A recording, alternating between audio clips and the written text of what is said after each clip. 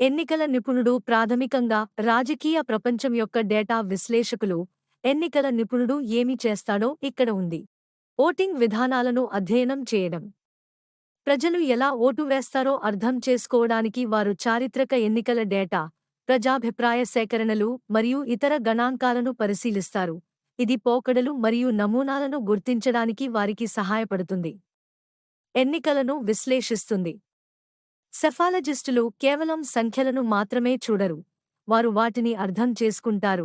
ఫలితాన్ని ఏ అంశాలు ప్రభావితం చేశాయో అర్థం చేసుకోవడానికి వారు ఎన్నికల ఫలితాలను విశ్లేషిస్తారు. భవిష్యత్ ఎన్నికలను అంచనా వేస్తుంది. గత ఎన్నికలు మరియు ప్రస్తుత పోకడలపై వారి విశ్లేషణను ఉపయోగించి ఎన్నికల నిపుణులు భవిష్యత్ ఎన్నికల గురించి అంచనాలు వేయవచ్చు. అయితే ఇవి అంచనాలు, హామీలు కాదని గుర్తుంచుకోవడం ముఖ్యం. ఎన్నికల అధ్యయనం అయిన సెఫాలజీ అనేది రాజకీయ శాస్త్రంలో ఒక రంగం. సెఫాలజిస్టులు తమ పనిని చేయడానికి వివిధ రకాల సాధనాలను ఉపయోగిస్తారు. వాటిలో చారిత్రక ఓటింగ్ డేటా. గత ఎన్నికలలో వేర్వేరు జనాభా గణాంకాలు ఎలా ఓటు వేశాయో ఈ డేటా చూపిస్తుంది. ప్రజాభిప్రాయ సేకరణలు. పోల్స్ వివిధ అభ్యర్థులు మరియు సమస్యలపై ప్రజల మనోభావాలను అంచనా వేస్తాయి. ప్రచార ఆర్థిక సమాచారం. అభ్యర్థులు ఎంత డబ్బు పెంచుతున్నారో మరియు ఖర్చు చేస్తున్నారో ఈ డేటా వెల్లడిస్తుంది. ఇది వారి ప్రజాదరణకు సూచిక కావచ్చు. ఎన్నికల నిపుణులు భవిష్యత్తును ఖచ్చితమైన ఖచ్చితత్వంతో అంచనా వేయలేనప్పటికీ వారి విశ్లేషణ రాజకీయ ప్రకృతి దృశ్యంపై విలువైన అంతర్దృష్టులను అందించగలదు. ఈ సమాచారం ఓటర్లకు, పాత్రికేయులకు మరియు రాజకీయ ప్రచారాలకు సమానంగా ఉపయోగపడుతుంది. పౌరుడిగా మీరు అనుసరించే ఎన్నికల నిపుణుడి కోసం అధికారిక ఎంపిక ప్రక్రియ లేదు, కానీ మీరు వారి విశ్వసనీయతను ఎలా అంచనా వేయవచ్చో ఇక్కడ ఉంది. అంచనాల ఖచ్చితత్వం. ఎన్నికలపై వారి గత అంచనాలు లేదా ఓటర్ల సంఖ్య వాస్తవ ఫలితాలతో ఎంత బాగా సరిపోతుందో చూడండి. పద్ధతి పారదర్శకత.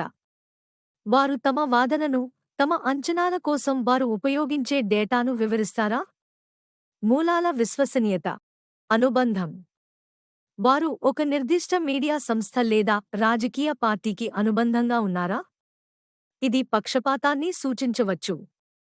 విద్యా నేపథ్యం. వారికి రాజకీయ శాస్త్రం, గణాంకాలు లేదా సంబంధిత రంగంలో నేపథ్యం ఉందా? ఈ లక్షణాల కోసం చూడండి. నిష్పాక్షికత. అవి విభిన్న దృక్పథాలను అంగీకరిస్తూ సమతుల్య దృక్పథాన్ని ప్రదర్శిస్తాయా? డేటా ఆధారిత విధానం. వారు తమ విశ్లేషణను కేవలం వ్యక్తిగత అభిప్రాయాలపై కాకుండా డేటా మరియు గణాంకాలపై ఆధారపరుస్తారా? స్పష్టమైన కమ్యూనికేషన్. వారు సంక్లిష్ట భావనలను అర్థమయ్యే విధంగా వివరించగలరా? ఎన్నికల నిపుణులను అంచనా వేయడంలో మీకు సహాయపడటానికి కొన్ని అదనపు వనరులు ఇక్కడ ఉన్నాయి.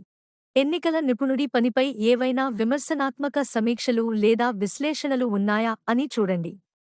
పోల్చండి మరియు పోల్చండి. వేర్వేరు దృక్కోణాలతో బహుళ సెఫాలజిస్టులను అనుసరించండి మరియు వారి విశ్లేషణలు ఎలా పోలుస్తాయో చూడండి.